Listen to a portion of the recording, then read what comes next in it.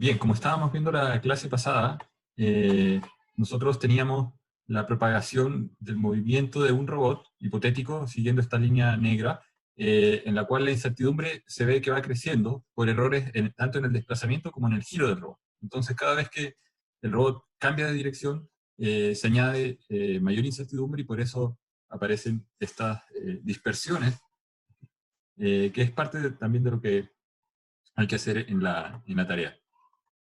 Y decíamos que habían distintas maneras de generar esta dispersión. En un caso, uno puede utilizar la incertidumbre que existe en aplicar las señales de control. O sea, cuando yo le estoy diciendo a los motores del robot que giren a una cierta velocidad, yo no tengo total certeza de si es que realmente los motores giraron a esa velocidad o no. Y ese modelo entonces recibe el nombre del modelo basado en velocidades.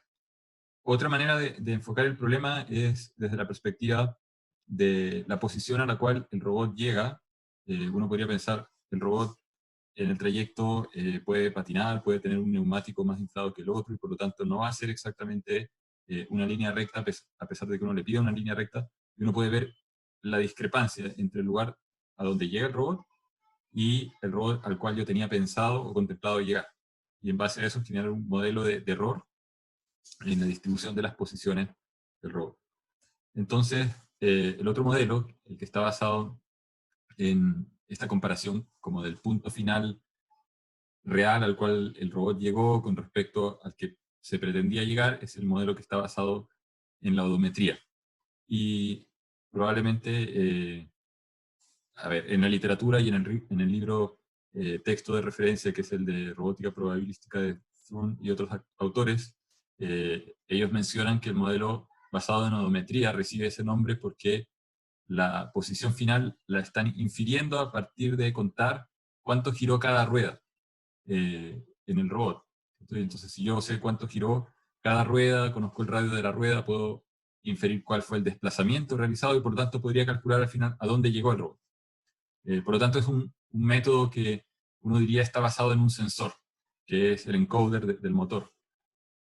Pero el método no es estrictamente, no tiene que estrictamente el robot tener un encoder, podría tener un GPS o una brújula y el mismo método se sigue aplicando. Entonces, a mí personalmente los nombres modelo basado en velocidades, modelo basado en odometría, me parece que no son los mejores. Es lo que de alguna manera se volvió popular un poco a raíz de lo que había en este libro, que es bastante conocido y que, como les digo, es una de las referencias del curso, pero es para que lo tengan presente. O sea, cuando uno está hablando de odometría, no piensen que el robot necesariamente tiene que basarse en un sensor odométrico que está puesto en los motores.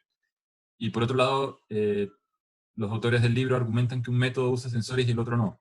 Eso también es bien discutible, porque yo podría ponerle sensores de corriente a los motores y medir las señales que se están aplicando a los motores versus eh, creer que la señal que yo le dije es lo que realmente el motor hizo. Entonces, ambos métodos pueden tener sensores. La argumentación de que uno tiene sensores y el otro no es 100% correcta. Probablemente se arrastran ciertas cosas que venían de la época en que se empezaron a desarrollar, en los cuales efectivamente algunos autores dijeron, pero puedo hacer esto usando las velocidades como vamos a ver a continuación. O sea, me refiero, puedo inferir dónde va a llegar el robot más o menos, usando las velocidades, asumiendo que me va a hacer caso, sin nunca preguntarle nada a los sensores, o puedo hacer un análisis de probabilidad preguntándole cosas a los sensores. Entonces, efectivamente, se instauró esta como noción de que uno tiene sensores y el otro no, pero no es así. Eh, También habíamos mencionado en la última clase que lo que nosotros estamos buscando es básicamente esta función de transición. Nosotros queremos encontrar la probabilidad de haber pasado de un cierto estado a un nuevo estado por efecto de la aplicación de este control U. Y en lo que vamos a ver inicialmente, nosotros vamos a asumir que el mapa no tiene obstáculos, o sea que el robot se puede mover a lo largo de alguna trayectoria y quedar en una cierta posición, con una cierta orientación. Este podría ser el robot. Es menos probable que llegue por aquí. Hay una dispersión porque se va acumulando error a medida que el robot se va moviendo. Si yo en cambio tengo un mapa, hay una zona que está prohibida, por decirlo de alguna manera, ¿no es cierto? O hay un obstáculo, no puedo pasar encima del obstáculo. Tendría que rodear ese obstáculo. Por lo tanto, si mi comando de movimiento fue un comando de desplazamiento en una cierta dirección, y en esa dirección justo hay un obstáculo, una pared, entonces la probabilidad de que el robot esté dentro de la pared o detrás de la pared debiese ser cero.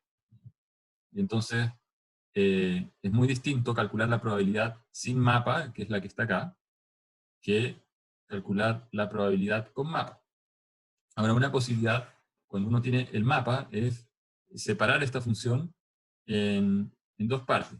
La probabilidad de x, dada la acción de control y dado que venía desde una cierta posición, por la probabilidad de estar en x, dado que tengo un mapa. Y aquí, de alguna manera, ya vamos a explicar eso más adelante, yo separé esta parte de esta parte de acá. Normalmente hemos visto reglas para separar variables que son independientes del tipo qué pasa si ocurre X e Y dado Z. Y hay una fórmula usando las reglas de Bayes y las propiedades de independencia entre X e Y, si son ortogonales, para separar eso. Pero cuando están detrás de la barra de condicionamiento, también se pueden separar, aparece un coeficiente que se junta con otras cosas, como vamos a ver, pero es posible separar. Entonces, si nosotros tenemos el mapa y preguntamos, ¿es posible que el robot esté en este lugar, que esté en un cierto lugar dado el mapa? O sea, si estoy preguntando, ¿puede estar el robot en ese X dado el mapa? Bueno, la respuesta debiese ser no, ¿cierto? La probabilidad es cero. Por lo tanto, da lo mismo que la probabilidad de transitar de un estado a otro sea distinta de cero. Una vez que yo impongo el mapa, la probabilidad de estar dentro de un obstáculo, el mapa la puede fijar como una probabilidad cero. Ahora, no siempre esa probabilidad va a ser cero, y uno podría pensar que el mapa no es necesariamente un objeto binario, donde uno pueda decir, esto está desocupado, esto está ocupado, sino que pueden haber zonas en las cuales yo no tengo conocimiento absoluto de si hay algo. Entonces, en lo que se denomina el mapeo y localización simultánea, el algoritmo inicialmente asume que uno no conoce el mapa, por lo tanto yo no puedo asumir nada con respecto al mapa, no puedo decir está todo vacío o está todo ocupado. Ambas hipótesis pueden ser válidas, pueden ser falsas, y por lo tanto yo tengo que ir usando los sensores para ir recolectando información de si los espacios están desocupados o son transitables. Y en ese proceso de usar los sensores se equivocan, y por lo tanto pueden haber ciertas zonas donde yo diga está desocupado, pero en realidad estaba ocupado, y entonces el mapa que uno va construyendo no es un objeto finalmente binario, es un objeto con una cierta probabilidad. Puede que mi sensor sea relativamente bueno y por lo tanto yo diga el mapa está desocupado con probabilidad del 90%, por lo tanto voy a poner en una cierta celda o en una cierta zona un valor de probabilidad de transitar libremente del 90%, pero también existe una posibilidad mínima de que sí haya algo. Después hay otra área que tiene que ver con mapas que van cambiando de forma dinámica, porque una cosa es asumir el mundo estático y otra es asumir un mundo en el cual hay personas que están transitando o que se están moviendo, y eso obviamente puede ser captado por los sensores del robot y va a generar mediciones que en ciertos momentos generan un aparente obstáculo dentro del mapa. Entonces, parte de la investigación en filtros o sistemas de estimación más complicados son cómo actualizo el mapa pero sin dejar un obstáculo de manera permanente, porque puede que ese obstáculo sea un obstáculo dinámico, ¿no? Pero primero pasemos a la parte que está aquí en el lado de la izquierda, ¿cierto? La probabilidad de transitar de un estado a otro, eso es lo que nos interesa. Entonces, en el modelo basado en velocidades, vamos a hacer ciertos supuestos.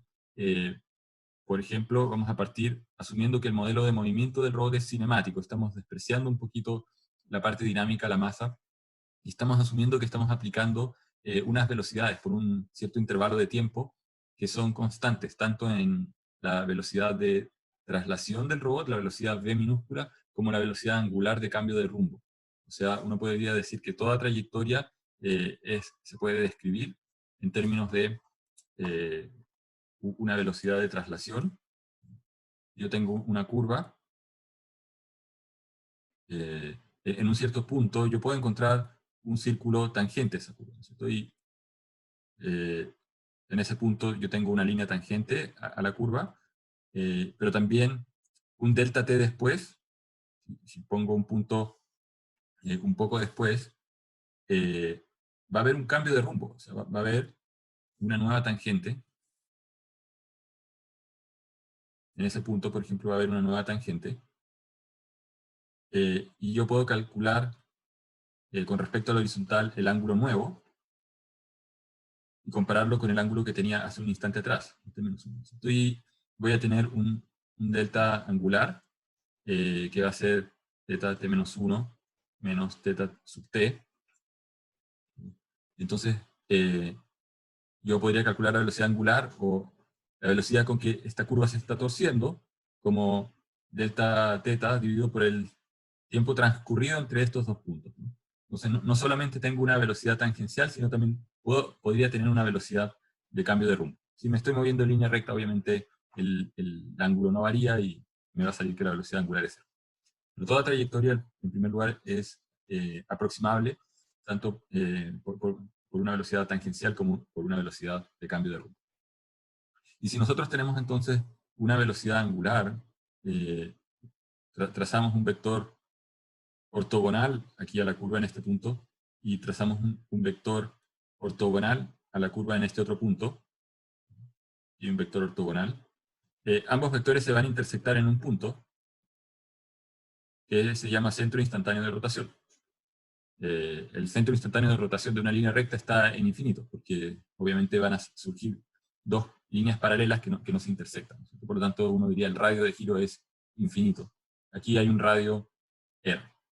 Y ese radio R, si recuerdan de física básica, ¿no es cierto?, había una relación entre la velocidad tangencial, la velocidad angular, ¿no es cierto?, este cambio de ángulo delta teta, en un delta t es omega, y entonces esa velocidad angular por el radio me da la velocidad tangencial. Por lo tanto, si mi robot es capaz de medir la velocidad con que se desplaza, la velocidad longitudinal, y si tiene una brújula y puede medir la velocidad con que cambia de dirección, entonces puede obtener también información sobre R, sobre cuál es el radio del arco que está describiendo en un cierto instante, ¿no es cierto? Ese R sería la velocidad v dividido por omega. Entonces, como dice aquí, el robot, dado estos supuestos de que vamos a mantener esa velocidad tangencial fija por un periodo entre t-1 y t, y vamos a mantener el cambio de rumbo, la velocidad de cambio de rumbo fijos, entonces el robot va a describir un arco en ese punto de radio v partido por omega, que es lo que se ilustra acá en esta figura. Nuestro robot está por acá, aquí. Estas son las ruedas moviéndose hacia el noroeste. Está moviéndose en esa dirección. Y entonces el centro instantáneo de rotación va a ser un punto que es ortogonal al vector de rumbo. Si yo tengo un robot, tal vez para verlo de una manera más fácil, que se mueve en un arco en esta dirección, entonces, si este es el ángulo θ, la proyección horizontal va a ser coseno de θ. Pongamos que este es un vector unitario, y la proyección vertical va a ser seno de θ. Ahora el ortogonal, que sería este vector, como esto de acá es 90 menos θ, este de acá es θ. Entonces el vector ortogonal, porque el centro de giro está en algún lugar por acá, en la rotación, este vector,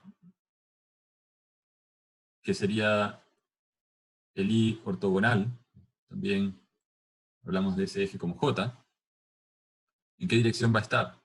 Va a ser un vector que va a tener componente vertical coseno de teta, va a ser un vector que tiene dirección, voy a poner acá, el I ortogonal, si tenía dirección coseno de teta, seno de teta, entonces el ortogonal ahí tiene dirección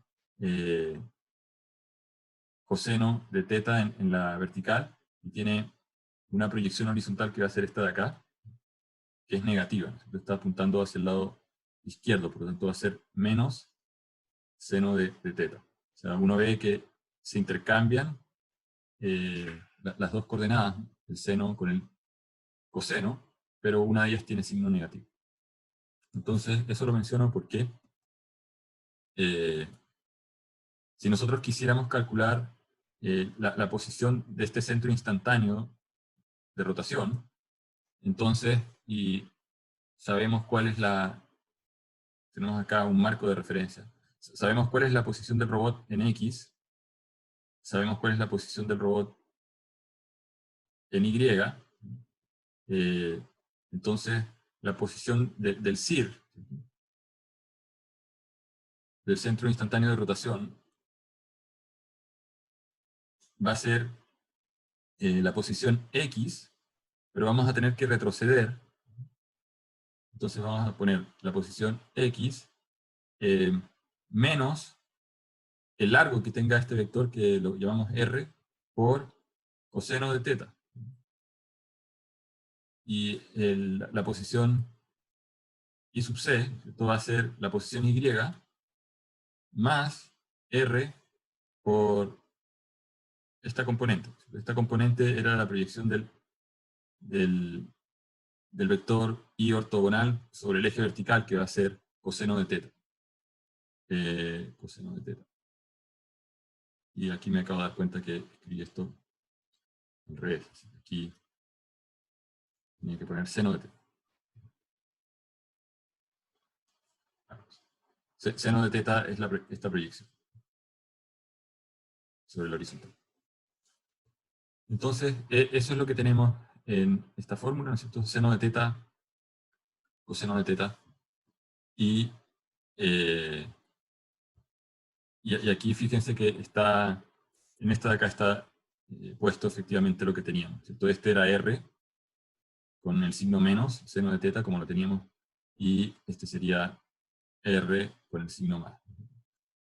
O podemos escribir haciendo el análisis geométrico de otra manera, a partir de estas ecuaciones. Aquí el XC y el YC aparecen al lado derecho. Aquí los hemos movido para el lado izquierdo, o de otra manera hemos movido esto para el lado izquierdo.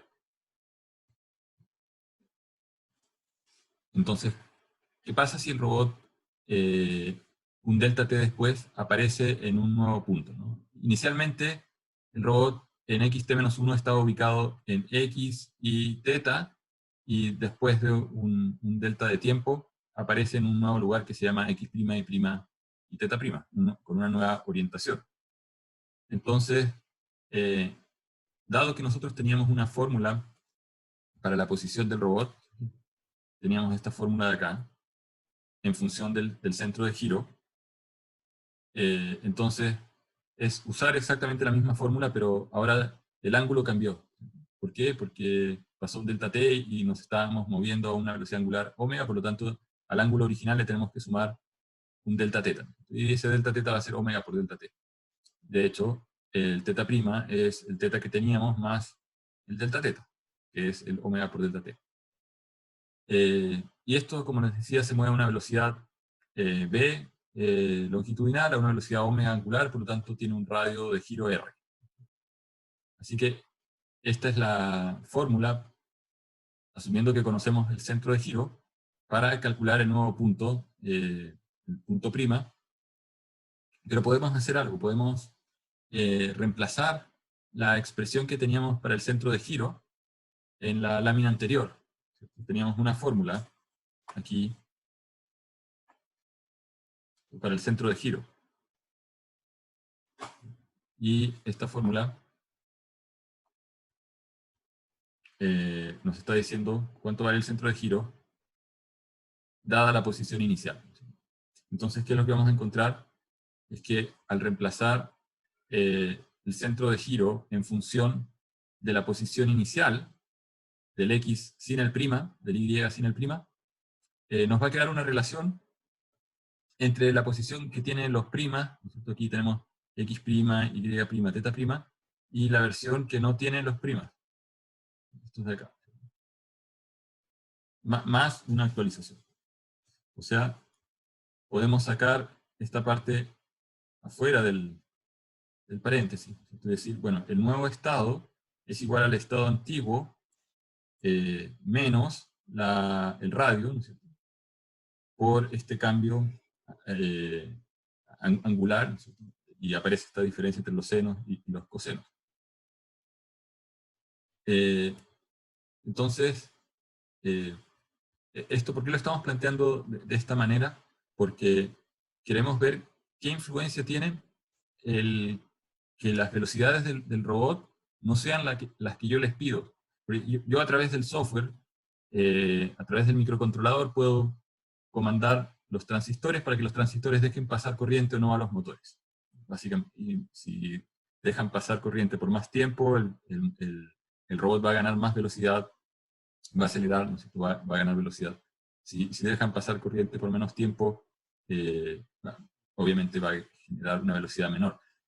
Y yo puedo tener una diferencia entre la velocidad del motor izquierdo y la del motor derecho, por lo tanto se me va a generar una velocidad angular también. Entonces, jugando con los valores de corrientes para cada motor, yo puedo jugar tanto con la velocidad longitudinal como con la velocidad de giro, y por lo tanto asumir que mis comandos de velocidad son mapeables o son relacionables directamente a comandos del software que, como les decía, indican por cuánto tiempo debería abrir los transistores o cerrarlos, o los switches que sea, si estoy usando relé.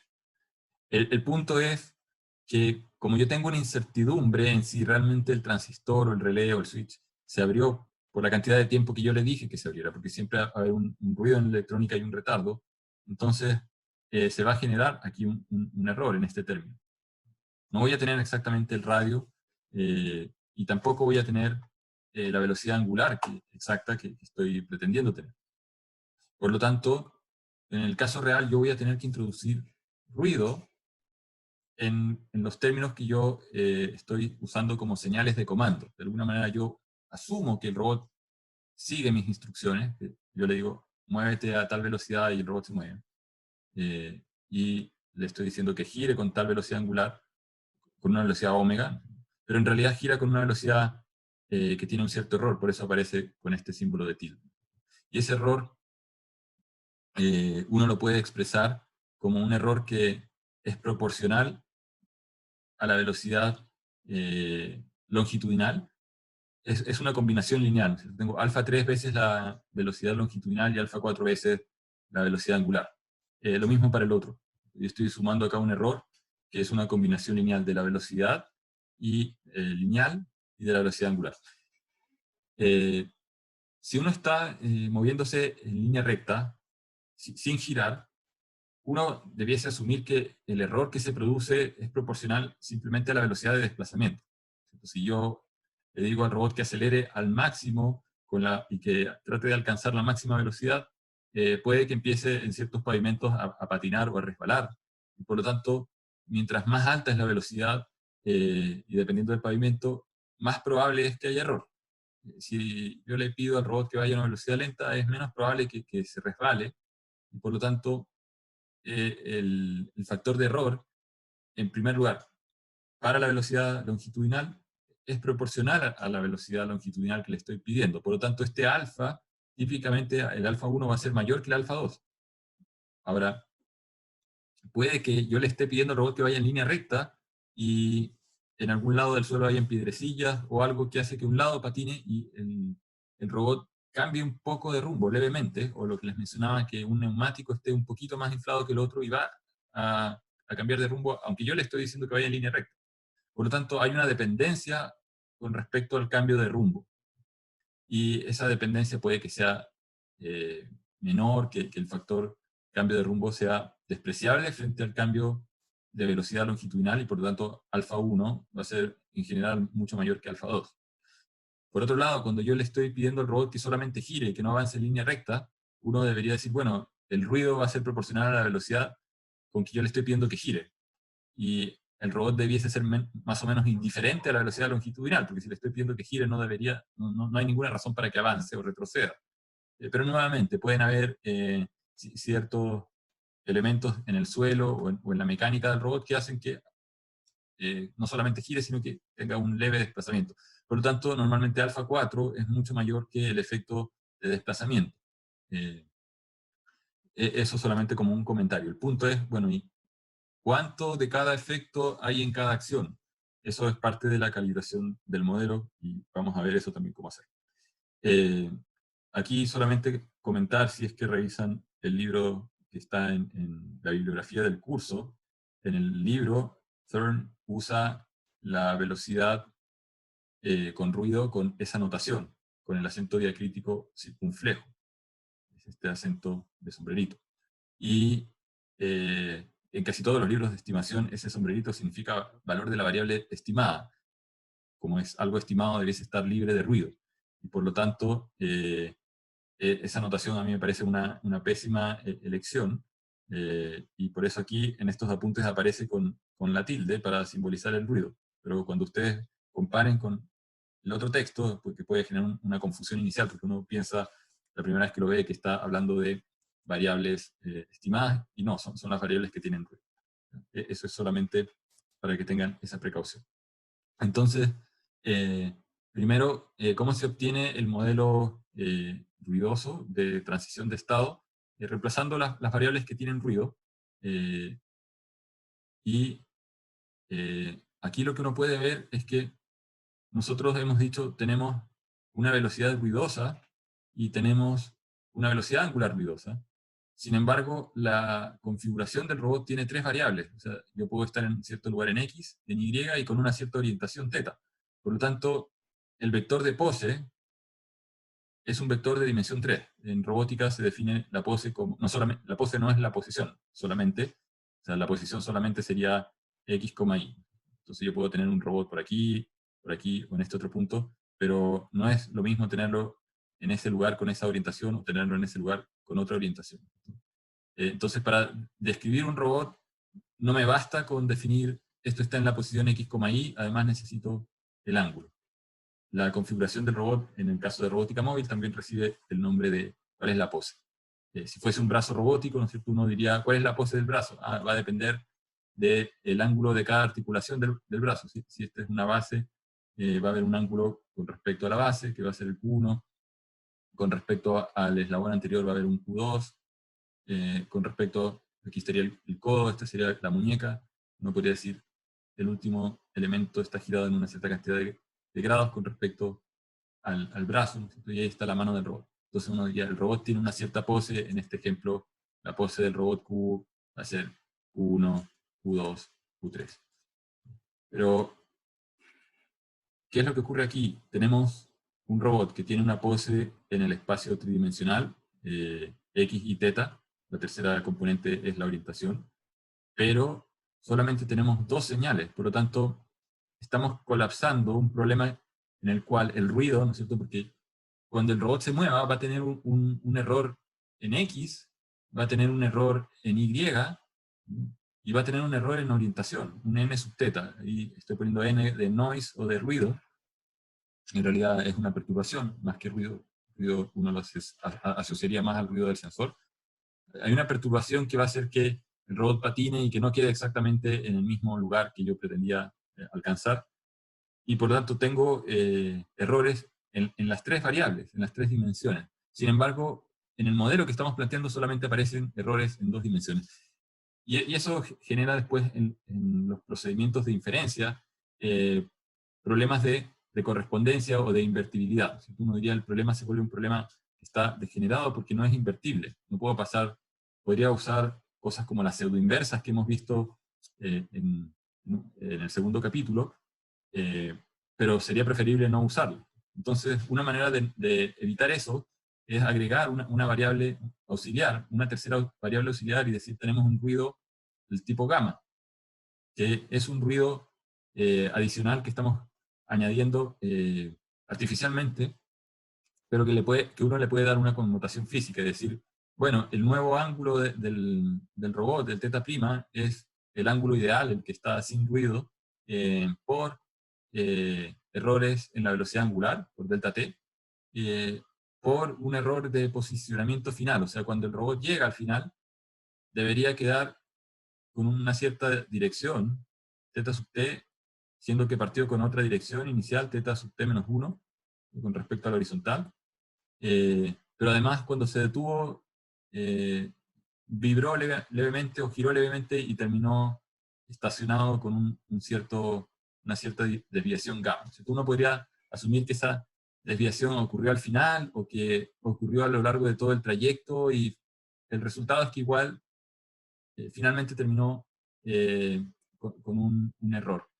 Eh, Uno podría decir, pero bueno, esto ya no está contabilizado por este de acá. Sí, es verdad que está contabilizado por eso, pero si este tiene error, ¿qué diferencia hace agregarle otro error o repartir este error, ¿cómo se llama? En omega, en dos, ¿no es cierto? Y asumir que hay otra variable adicional que también añade error, solamente, digamos, con la finalidad de mantener un problema de dimensión 3 con otro que también tiene una dimensión 3 con esta variable auxiliar. Ese es el propósito. Y la variable auxiliar también uno puede decir que genera un error que es proporcional a la velocidad longitudinal y a la velocidad angular. Por eso hay unos coeficientes alfa 5 y alfa 6. Entonces, lo que nosotros queremos finalmente es que algún algoritmo o algún mecanismo nos diga, dado que uno aplicó una cierta velocidad b y una cierta velocidad angular omega de comando, ¿qué tan probable es que yo haya pasado del estado donde me encontraba al nuevo estado de XT? Eso es lo que yo quiero obtener. ¿Qué tan probable es que yo haya cambiado de este estado al otro estado? Entonces, para hacer eso, podemos recurrir al modelo de movimiento que ya hemos mencionado en láminas anteriores. El problema está en que tenemos que utilizar algo que es un algoritmo de cinemática inversa. Para los que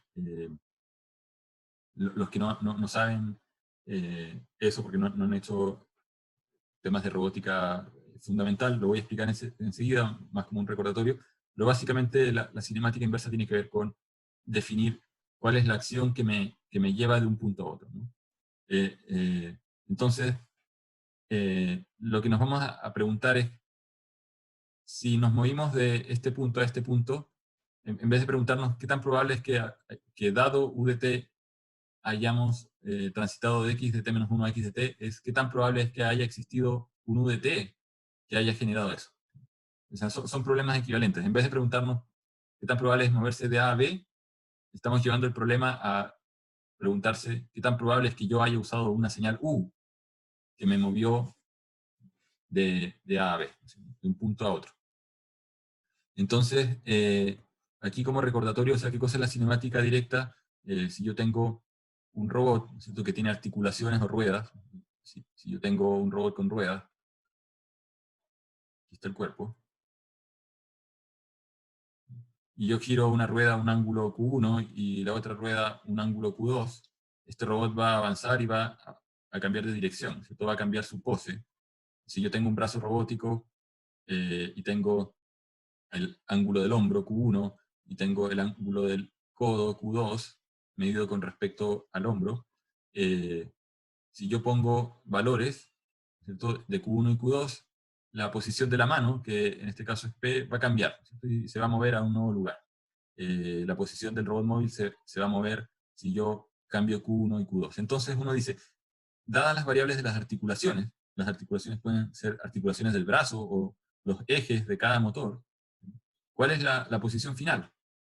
¿Cuál es este X caligráfico oscuro? Esa es la cinemática directa. Entonces, en general, resolver la parte directa en robótica es fácil, porque uno por geometría uno puede decir, pongo cada eje en un cierto ángulo y después veo qué desplazamiento significa para ese punto haber girado una cierta cantidad de grados, y después por geometría voy buscando cómo ese desplazamiento me afecta en el resultado final, ¿sí? Y aquí lo que estamos hablando es el proceso al revés. Es, dada la posición, necesito una función que me entregue el ángulo que tengo que mover el robot. no en la cinemática directa, yo digo, dado el ángulo, encuentro la posición. En la cinemática inversa es, dada la posición, ¿cuál fue el ángulo que me llevó a esa posición? Hasta ahí todo parece ok. El problema está aquí, que en robótica, en todos los sistemas mecánicos, lo que ocurre es que normalmente uno tiene una función que dice cómo cambia la velocidad del sistema en función de la posición, y algo que yo no he escrito acá, pero por el momento asumamos que es esa función simple, depende de Q, también depende de la señal U a cada motor. Pero supongamos que yo cambio las señales a los motores, y al hacer ese cambio en las señales de los motores giran y por lo tanto cambia el Q. Entonces, digamos que esta función F es la función de, en este caso, forward kinematics o cinemática directa, me genera un cambio en la pose del robot.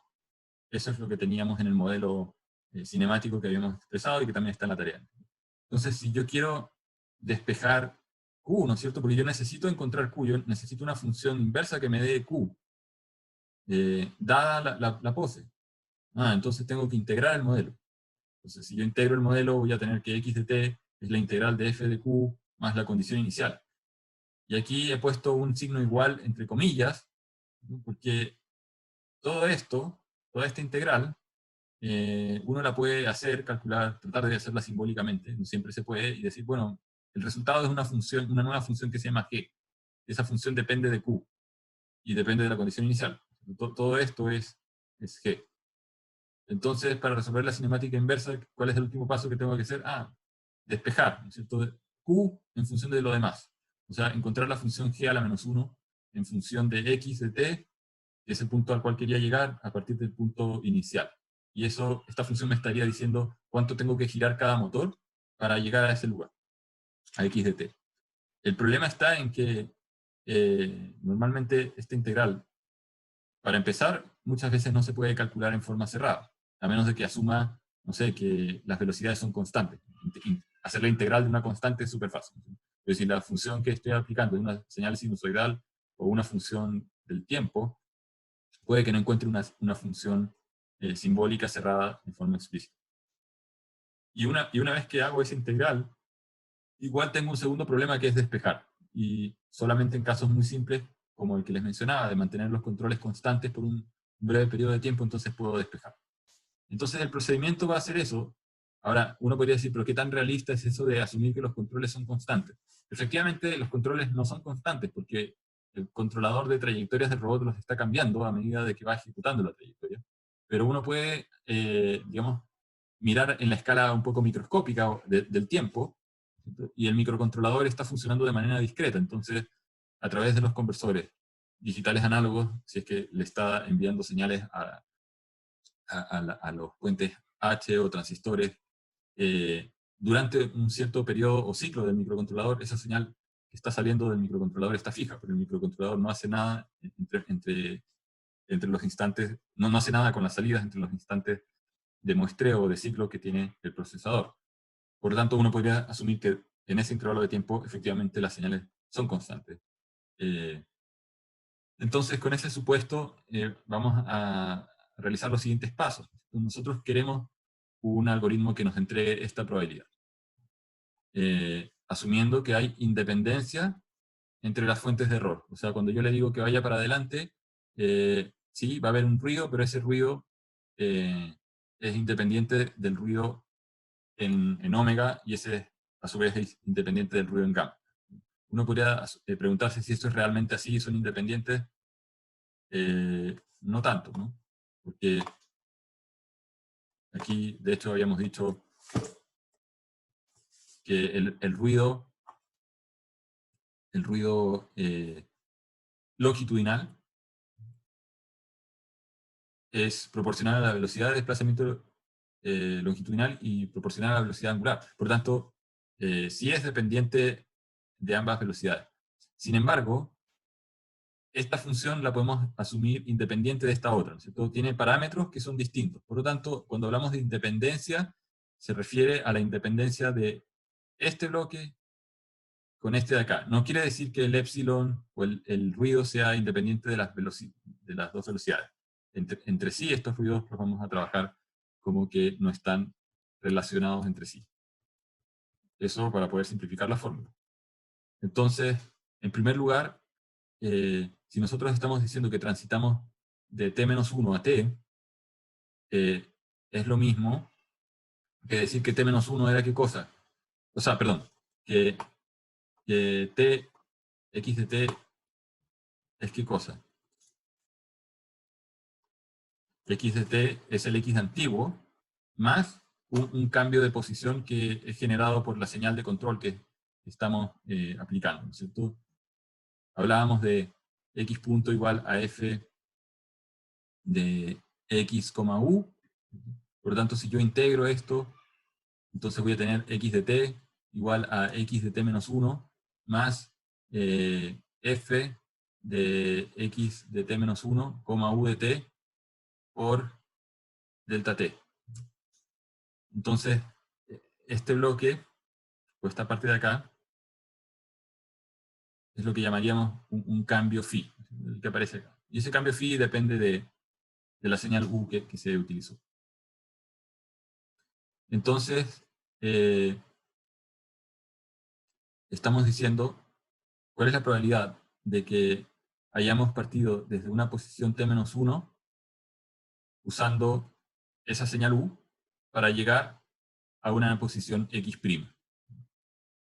Pero podemos pasar al lado derecho de esta igualdad, este xt-1, y hacernos la siguiente pregunta, o sea, ¿qué probabilidad hay de que hayamos usado una señal u que genera este cambio de posición? Entonces, si nosotros podemos despejar esa función phi, y esa es la parte que es difícil de hacer en general, a menos de que uno haga aproximaciones, uno podría decir, bueno, usando el modelo de cinemática inversa, yo despejo phi, que es equivalente al g que estaba en la lámina anterior, y yo estoy diciendo, bueno, tengo, para haberme movido de x a x', tengo que haber usado un u, que es phi a la menos 1 de esa diferencia.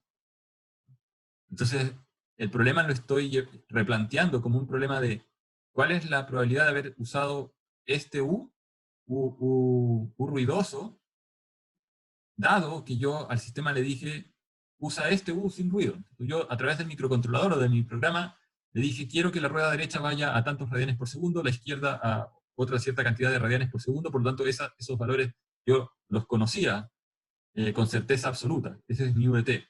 Sin embargo, yo después ejecuto la orden y veo que el robot se movía a una posición x' que puede que estos dos estén muy cercanos entre sí, pero que al calcular me hacen suponer de que yo no ejecuté U sin ruido, sino que ocurrió un U medio ruidoso. Si el problema fue de los actuadores, de los motores, o de que las ruedas interactuaron con el suelo patinando, no lo sé, pero el resultado es que es equivalente a haber aplicado una señal ruidosa de comando. Entonces, con el supuesto de independencia entre ruidos, yo puedo decir, bueno, la probabilidad de haber ocupado una señal ruidosa es la probabilidad. ¿Qué cosa es la señal ruidosa? La señal ruidosa es la señal sin ruido más un epsilon u, ¿cierto? Un error u.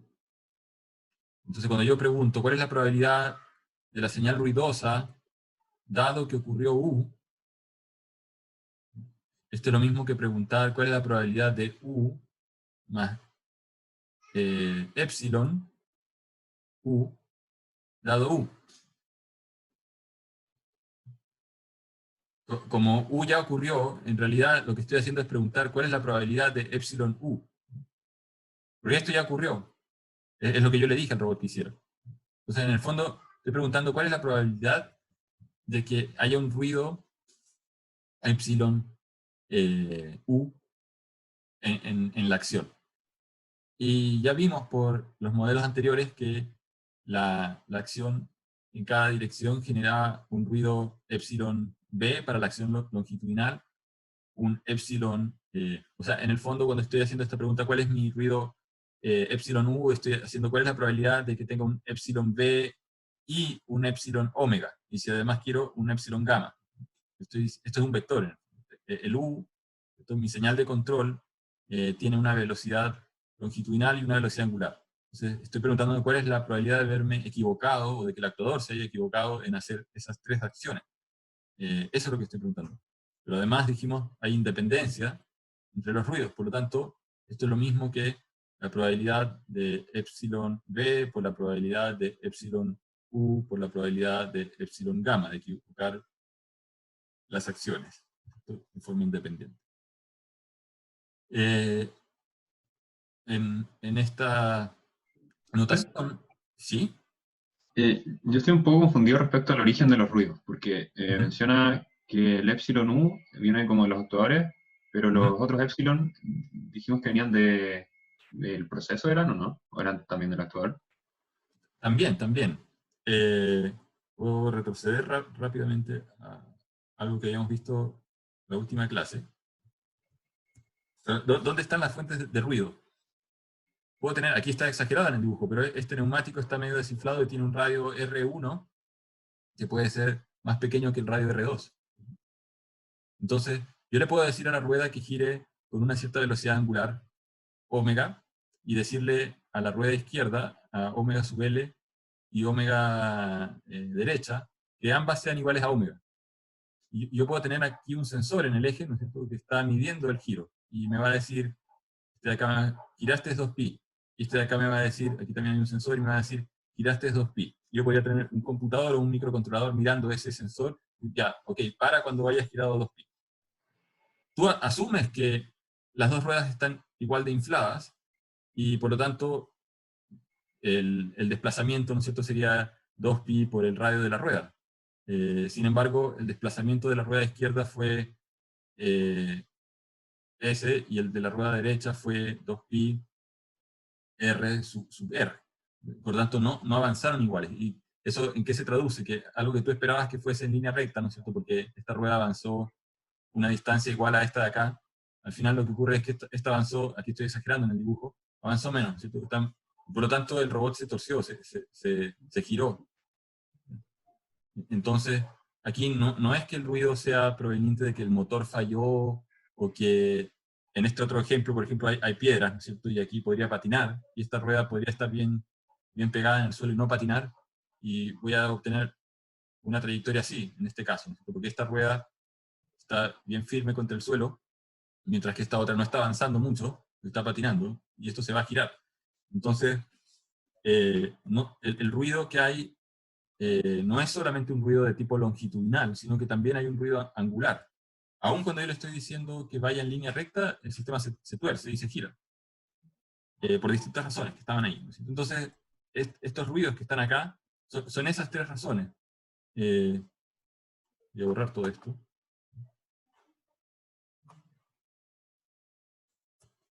Entonces, tengo un ruido que es de tipo longitudinal, tengo un ruido que es de tipo lateral o de orientación, y este de acá es un auxiliar, pero que también es de orientación.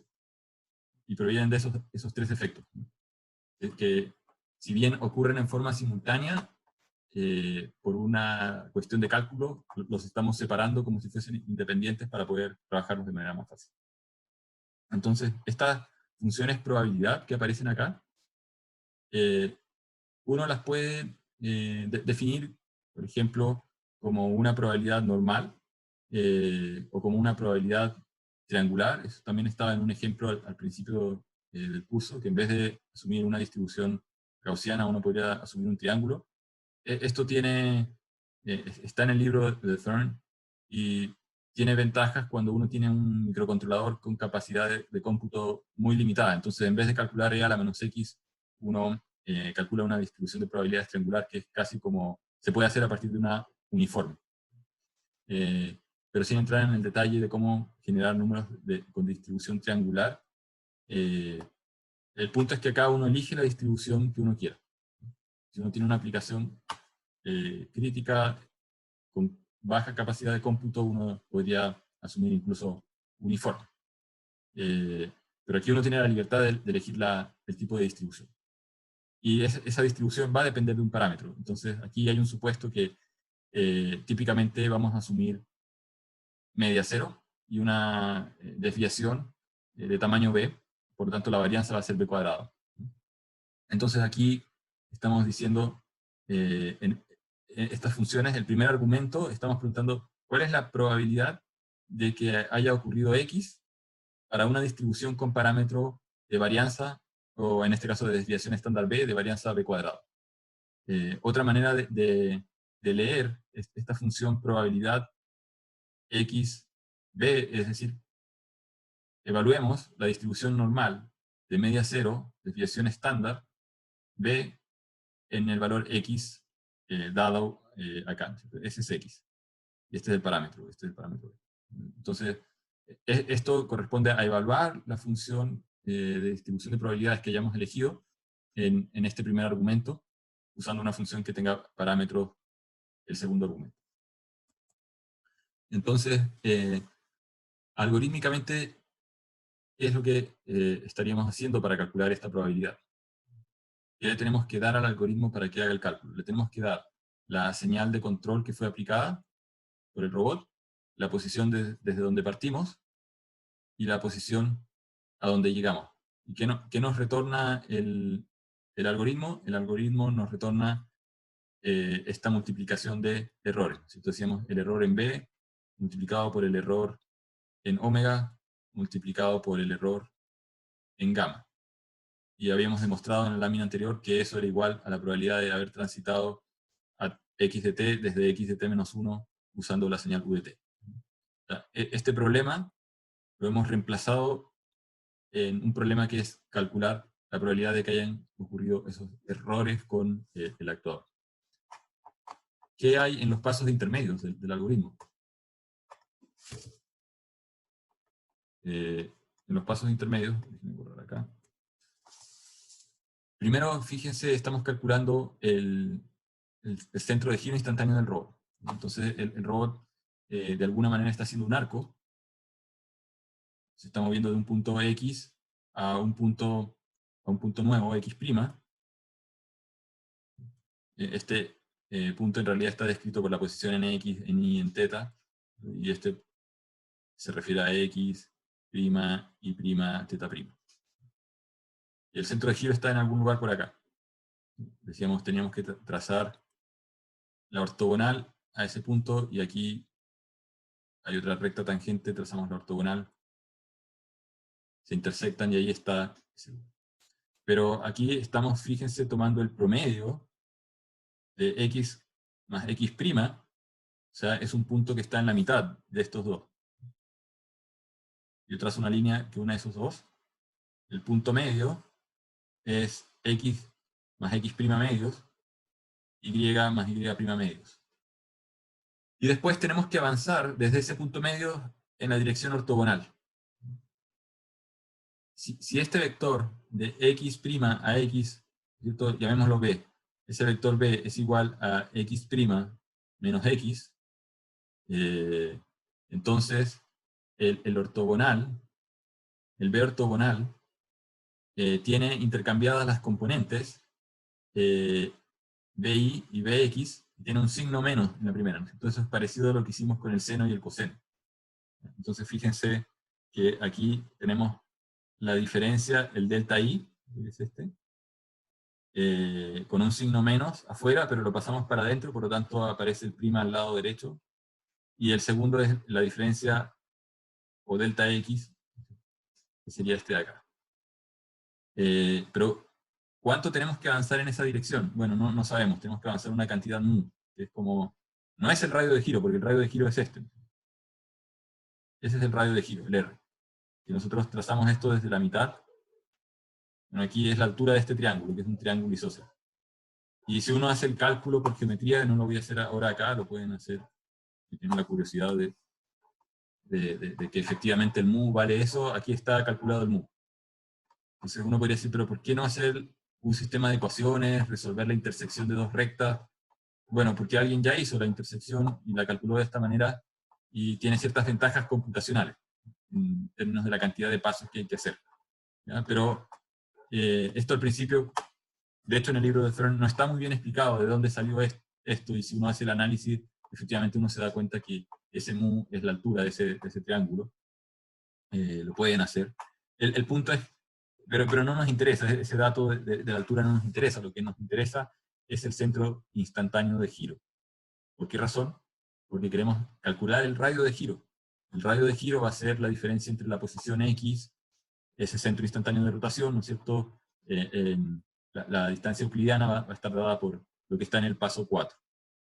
Y después queremos calcular el ángulo en el cambio de orientación. Entonces dijimos, este ángulo, delta teta, es lo mismo si uno lo hace por geometría que la diferencia entre este ángulo y el ángulo de la tangente en este otro punto. Entonces, en el punto nuevo, comparado con el punto antiguo, hay un cambio angular, y por geometría van a ver que ese cambio angular es lo mismo que ese delta t. Por lo tanto, yo puedo calcular cuál es la dirección, ¿no es cierto?, arco tangente. Yo puedo calcular la dirección de este vector, el primero, que lo hago entre el centro de giro, o sea, entre el centro de giro y el punto, ¿no es cierto? Este punto tenía coordenadas x y θ, y puedo calcular la orientación del segundo vector. Esa de ahí la hago entre el nuevo punto, que es el punto prima, y el centro de giro.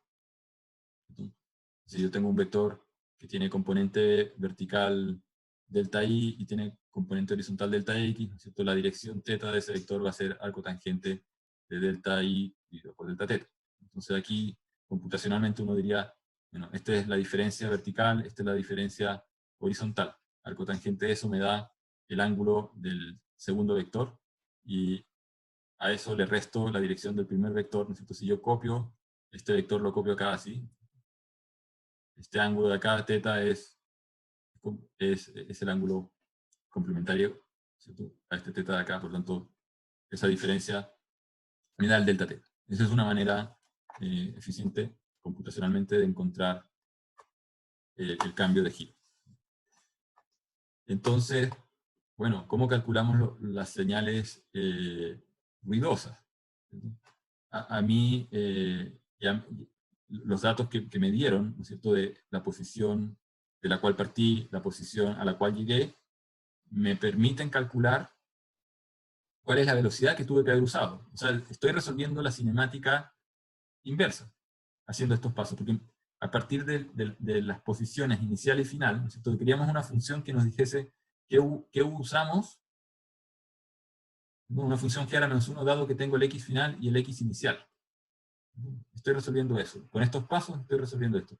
Entonces la función me está diciendo, si quieres cambiar ángulo en una función, en un valor delta θ, en un intervalo de tiempo delta t, y estás describiendo un círculo que tiene radio RC, te tienes que mover a esta velocidad. Y si quieres cambiar de orientación delta θ, en un intervalo delta t, te tienes que mover con esta velocidad angular. Por lo tanto, estos dos pasos me están entregando justamente el valor del U, que es el U ruidoso, porque yo aquí llegué a una nueva posición que en el camino acumuló errores por los temas que les mencionaba, inflado de neumáticos, resbalamiento, etcétera, etcétera. Finalmente, voy a borrar acá. Finalmente calculo la diferencia angular entre el ángulo inicial y el final en un delta t, y calculo esa diferencia con respecto a la velocidad angular, y eso lo defino como mi error en gamma. Va a haber una discrepancia. Por lo tanto, aquí ya tengo los tres valores ruidosos, y entonces nosotros dijimos que el valor U ruidoso era el U sin ruido más un epsilon en U. Aquí U ustedes lo pueden reemplazar por cualquiera de las señales, ¿no es cierto? Puede ser la velocidad angular omega ruidosa es igual a la omega sin ruido más el epsilon en omega. Por lo tanto, el epsilon en omega, ¿cuánto vale? El omega ruidoso menos el omega sin ruido. El omega sin ruido, ¿de dónde viene? De acá. El U contiene la velocidad sin ruido y el omega sin ruido, que son los comandos que yo le doy al robot. Son sin ruido porque yo no le sumo ruido a eso. Yo elijo los valores que quiero tener. Pero después otra cosa es lo que el robot hace, y veo que el robot ejecutó algo que daría la idea de que los comandos se ejecutaron con ruido. Por lo tanto, cuál fue esa magnitud de ruido, fue la diferencia entre lo que yo le solicité y lo que la cinemática inversa me dice que habría solicitado, que no coincide. Y por lo tanto tengo esto de acá sería el epsilon b, aquí tengo el epsilon omega, y aquí aparece el gamma, ¿cierto? Que sería en realidad como un epsilon entre teta prima y teta menos un epsilon omega. Esa es la interpretación que tiene ese ruido. Y finalmente entonces los meto dentro de mi función de probabilidades, los multiplico y me va a salir un valor de probabilidad de ese movimiento. Para finalizar, o sea, ¿qué interpretación física le podemos dar a eso? Básicamente, si nosotros pedimos que el robot se mueva de un punto a otro usando la acción U de t, y terminamos en un punto x de t ruidoso, que es bastante parecido a x de t sin ruido, el error en x de t va a ser aproximadamente 0, ¿cierto? Por lo tanto, esto va a implicar que el error en el control, el error en U de t, va a ser aproximadamente 0. Por lo tanto, lo que vamos a estar calculando es que la probabilidad de algo que se desvíe poco es bastante alta, ¿no es cierto? Entonces, si nosotros tenemos una gaussiana de media 0, esta sería nuestra distribución para el epsilon u, la probabilidad de desviarse poco es alta. Ahora, si por alguna razón el robot patinó y se fue a un lugar muy alejado, terminó por aquí, supongamos que ese es mi x con ruido en el instante t. La discrepancia con respecto al estado sin ruido, al cual yo debería haber alcanzado, es enorme. Es toda esta diferencia. Lo cual significa que el error en la acción de control es gigante. O sea, esta cosa ya no es aproximadamente 0, sino que es mucho, mucho mayor que 0. Y por lo tanto, no estoy aquí en el centro de la distribución normal, estoy en alguna cola. Estoy por aquí. Tengo un ruido gigante, o un error gigante, en la acción U. Entonces, ¿cuál es la probabilidad de que eso haya ocurrido? Es muy baja. O sea, tendría que haber algo que realmente perturba el sistema de una manera muy, muy fuerte, pero la probabilidad de que eso exista es baja por distintas razones, porque uno no construye el sistema para que se deje, digamos, llevar por las influencias externas, ¿no? Hay un sistema de control que lo está tratando de mantener dentro de un cierto camino, de unos ciertos límites. Por lo tanto, de alguna manera, la multiplicación de probabilidades de errores que se desvían mucho, si nos dan números muy pequeños, van a hacer que el resultado del todo o del conjunto sea poco probable. Entonces, no sé si yo creo que la mejor manera de captar esto es implementándolo, pero intuitivamente lo que está haciendo el método, es decir, en vez de calcular directamente cuál es la probabilidad de moverme de A a B, voy a calcular cuál es la probabilidad de haber usado una señal U que me mueve de A a B. Pero esa señal U es una señal que incorpora el ruido del movimiento, y entonces la comparo con la señal U libre de ruido. Y entonces, si la señal U que tendría que haber usado tiene mucho ruido, entonces es porque hay algo raro y debiese ser poco probable. Y si no tiene tanto ruido, entonces es más probable. Profe, una pregunta. ¿Sí? El modelo de este robot como que solo tiene en consideración la posición y la orientación, Uh-huh. y como la señal de control con la velocidad. Pero, ¿qué pasa cuando trabajamos con los estados que incluyen la velocidad y que la señal es algo proporcional a la aceleración? No entiendo muy bien la pregunta. O sea, si tú estás diciendo qué pasa si yo mido la velocidad. No, porque aquí el U tiene Uh-huh. unidades de metros por segundo y radianes Sí, por segundo. sí, sí. Mi duda es qué pasa si es que con un robot real que le damos corriente a un motor, eso se traduce a aceleración en la rueda, no velocidad en la rueda. Ya, sí, ahora entiendo la pregunta. Sí, en general los robots comerciales que uno compra están calibrados para que tú le des comandos de velocidad tanto longitudinal como rotacional. ¿Por qué? Porque ya alguien hizo el proceso de implementar un controlador de velocidad, un control PID de velocidad en el eje del motor. Entonces, en el fondo tú le estás dando set points a la velocidad angular del motor. Todo esto se hace por encima de Por un encima, controlador. claro, tú no estás dándole directamente comandos. Lo que pasa es que una cosa es que tú estés construyendo el robot por hobby, ¿no es cierto? Y por hobby efectivamente ocurriría lo que dices tú, que yo en un microcontrolador, a través de los pines, aplicaría una cierta PWM, ¿cierto? Y estaría jugando con la corriente. Pero si voy a hacer un robot comercial, yo le pondría un encoder, ¿no es cierto?, al eje, y primero me fijaría en si está llegando a una cierta velocidad o no. Porque el usuario no va a hablar en términos de corriente. O sea, ¿qué significa para mí 1 ampere, 10 amperes? Puedo tener motores gigantes de 100 amperes y motores chicos de 3 amperes máximo. ¿Qué significa eso? No lo sé. Tengo que llevarlo a algo que tenga una interpretación física. Que yo pueda que yo quiera que el robot no ande a la máxima velocidad. Si es un vehículo autónomo, no voy a bajar a nivel de qué porcentaje de la válvula de combustible está abierto. O sea, que es lo mismo que decir qué porcentaje de corriente le estoy metiendo a un motor eléctrico, qué porcentaje de combustible le estoy metiendo a un motor de combustión. Pero yo voy a medir las cosas en unidades que son útiles para el usuario. Por eso es que yo discrepo de esa noción o de esa mirada que está en el libro de Thurn, que dice que el método que acabo de explicar es un método sin sensores, porque en la práctica no es que uno no tenga sensores de velocidad. O sea, hay un loop de control PID que sí tiene sensores de velocidad y por lo tanto uno podría medir las velocidades que se ejecutaron y compararlas con respecto a las que yo pedí que se ejecutaran. Y ahorrarse pasos del algoritmo. Pero el algoritmo se los muestro como una manera de generar esta probabilidad de transición, porque es como una de las nociones clásicas fundamentales de robótica móvil probabilística. No sé si eso responde un poco la duda. Sí, perfecto, entiendo.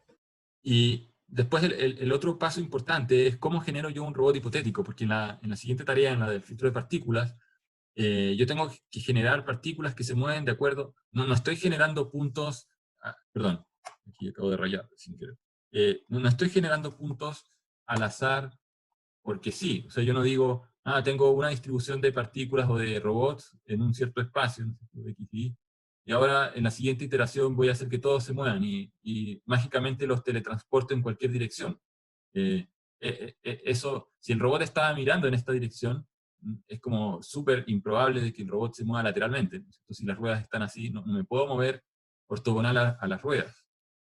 Puedo moverme tal vez un poquito hacia el lado, para allá o para acá, pero digamos, en un cierto cono de movimiento. Va a depender un poco del sistema o del mecanismo que tenga el robot para desplazarse.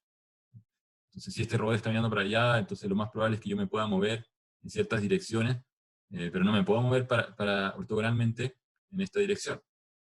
Entonces necesito generar partículas que sean consistentes con el modelo de movimiento del robot. Y esto que lo estamos haciendo para robots es aplicable también a otros sistemas que podrían ser procesos químicos. O sea, la receta que hay detrás es aplicable a cualquier cosa que cambie de estado.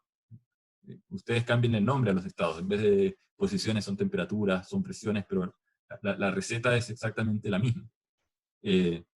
Entonces, si yo voy a usar el filtro de partículas, en primer lugar, no puedo usar partículas que se mueven locamente en cualquier dirección porque no son consistentes con la dinámica que tiene el sistema real. Lo único que estaría haciendo con eso es generar mayor incertidumbre, porque estoy generando cosas que no son consistentes con el modelo. Y para entonces generar partículas que sí son consistentes con la verdadera distribución de probabilidades que genera ese movimiento, ¿no es cierto? Nosotros decíamos que el robot avanza en una cierta dirección y se genera una especie como de función con forma de banana o de arco. Entonces necesitamos utilizar primero señales que tengan ruido. Esa parte es fácil, porque el usuario dice, yo quiero que el robot avance con cierta velocidad longitudinal, que gire con cierta velocidad angular, porque quiero hacer un cierto arco en mi trayectoria. Estoy navegando y quiero un cierto arco. Entonces, estos datos yo los fijo, por eso están como input. Y además, yo partí de un cierto lugar, o sea, estaba en un cierto lugar en x de t menos 1, que también ese es un input. Y si yo entonces le agrego algo de ruido, genero la versión ruidosa de las señales. Y después tengo el modelo de movimiento, y el modelo de movimiento me decía x' es igual al x antiguo, más el radio, por estas funciones que habíamos visto, que están en las láminas anteriores, ¿cierto? Entonces, estos θ los tengo, ¿por qué? Porque tengo la información inicial. Acuérdense, la información inicial contenía x, y θ. Tengo los θ, tengo los x, los y, los x. Entonces, lo que necesito yo es generar cuál es el radio del arco que voy a describir. Bueno, ese radio va a estar dado por las señales que estoy aplicando, y eso me va a llevar a una nueva posición x', y', θ', que es ruidosa porque está incorporando acá un factor de ruido. Fíjense que este alfa 1, b, alfa 2, omega, es el epsilon b. Este de acá es el epsilon omega, y este de acá es el epsilon gamma.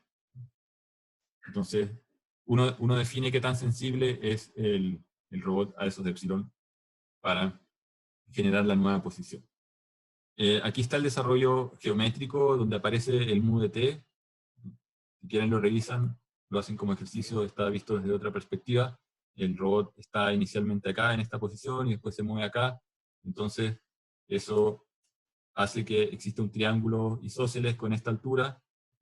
Y hay que encontrar la dirección t. Esta es la dirección pseudo-tangente, porque está hecha uniendo esos dos puntos. Y esta t ortogonal sería la ortogonal a la pseudo-tangente, que es la cuerda del arco, ¿no es cierto? Matemáticamente hablando, esa línea azul es la cuerda. Entonces debiéramos ver, pero se nos acaba el tiempo, el siguiente modelo que lo vemos en la próxima clase. Solamente acá comentar comparativamente con el que acabamos de ver ahora. Aquí el modelo lo que hace es asumir que el movimiento de un robot uno lo puede descomponer. En el otro estábamos asumiendo que teníamos un arco y que nos movíamos con una velocidad v tangencial y con una cierta velocidad angular, ¿no? Desde una posición hasta otra posición teníamos un delta θ, y el omega era este delta θ dividido por delta t. Y esa es una manera de describir el movimiento, ¿no es cierto? O sea, partimos de una configuración inicial con una cierta dirección, y el robot termina en un nuevo lugar con otra dirección. Pero otra manera de ver el movimiento es la que está en este dibujo de acá. O sea, tenemos un robot que inicialmente está apuntando hacia abajo a la derecha, se gira, después le decimos que vaya en línea recta por un rato, y finalmente que se reoriente en una nueva dirección. Y en esos tres pasos hay tres fuentes de error. Primero nos podemos equivocar aquí en este delta θ de rotación inicial, ¿cierto? Supongamos que me dicen, yo estoy en esta sala, aquí en una sala, y necesito salir al patio y llegar a este lugar, y quedando mirando hacia allá porque aquí hay una persona que quiere hablar con el robot. Entonces, ¿qué le digo? Gírate hacia la puerta, atraviesa la puerta, avanza, no sé, X metros, y después cuando llegues a ese lugar para, y después gírate para que hables con la persona. Entonces, el primer error ocurre en el primer giro. Yo puedo decir, aquí me equivoqué, no sé, 2 grados, más o menos 2 grados. Después el segundo error ocurre en el desplazamiento. Yo le digo avanza 10 metros, y en realidad resultó que hay un error de 10 centímetros en el desplazamiento, avanzó 10.1 metros. Y finalmente yo le digo gira y mira a la persona, y de nuevo se equivoca más o menos, no sé, 3 grados. Entonces la acumulación de estas tres acciones tiene también un error acumulado, y esa es la otra manera de generar el modelo de propagación. Y en este caso la diferencia está en que yo tengo que medir no las señales U y omega, ¿no es cierto?, que yo le doy de comando al robot. Yo le podría haber dicho, sigue un arco y hace este arco y termina así, mirando para allá. En vez de hacer eso, lo despedacé el movimiento en tres, y entonces lo que yo estoy haciendo es comparar la orientación final y la inicial, pero en base a una secuencia de tres movimientos, y también puedo usar una especie como de cinemática inversa para ver qué fue lo que hice en cada paso, ¿no es cierto?, para llegar de un punto a otro, y eso es lo que uno por geometría puede ver. Eso lo vemos en detalle en la próxima clase. No es tan difícil, probablemente es más fácil de entender que el anterior. Entonces, aquí si se fijan, el algoritmo, comparándolo con el otro, recibe las mismas cosas. Recibe la posición antigua, la nueva posición y la señal que se aplicó. Pero en este caso, yo utilizo la nueva posición, normalmente la extraigo o de las ruedas, ¿no es cierto? Porque las ruedas fueron avanzando y yo puedo inferir cuánto me desplacé, y tendría que tener también una brújula, ¿cierto? Para saber cuáles fueron los cambios de orientación en el camino y a cuál fue, a qué pose finalmente llegué, ¿no es cierto? Desde una pose inicial. Entonces, por eso es que el modelo se llama modelo basado en odometrías, porque finalmente aquí estoy usando el error que directamente ocurre en esta posición final y no reexpresando el problema como un problema de errores acá, en este lado. Ambos están relacionados. O sea, cuando yo no llego a la posición que quiero llegar, es porque algo pasó con el U. Pero también lo puedo ver como que el U fue perfecto, hice todo lo que tenía que hacer, pero después en el camino pasaron cosas que me desviaron. Esa es la otra manera de abordarlo. Entonces, en este caso, uno sí necesitaría los sensores, forzosamente, pero como les decía, es bien discutible este argumento de que el otro no los necesite, porque, como comentaba Rafael, uno no trabaja con las corrientes, uno trabaja realmente con velocidades o con posiciones angulares en los motores. Por lo tanto, al final igual se usan sensores en el otro. Eso lo vemos en la próxima clase. Aquí hay una tablita de resumen donde está mencionado lo que les acabo de mencionar ahora también. O sea, qué es lo que usa un método versus qué es lo que usa el otro. Y la pregunta es, si ustedes me preguntan a mí, ¿hay una ventaja real de un método sobre el otro? Yo diría que no. El libro dice que hay ventajas cuando uno no tiene los sensores, pero yo no conozco robots reales comerciales, por lo menos, que no tengan los sensores en las ruedas. Por lo tanto, ambos métodos se pueden implementar. Y probablemente el argumento de no usar sensores es para robots o que son muy, muy de hobby, pero todo esto como que pierde sentido en un robot de hobby porque estos métodos de localización son para robots que tienen algún sistema de mapeo láser, como las aspiradoras robóticas que existen hoy en día. Entonces, esas aspiradoras también tienen un microprocesador o un microcontrolador bastante potente y uno perfectamente no tiene que reducir las cosas a la versión más básica por no querer usar los sensores. No tendría mucho sentido. O sea, no tendría mucha lógica, por lo menos para mí.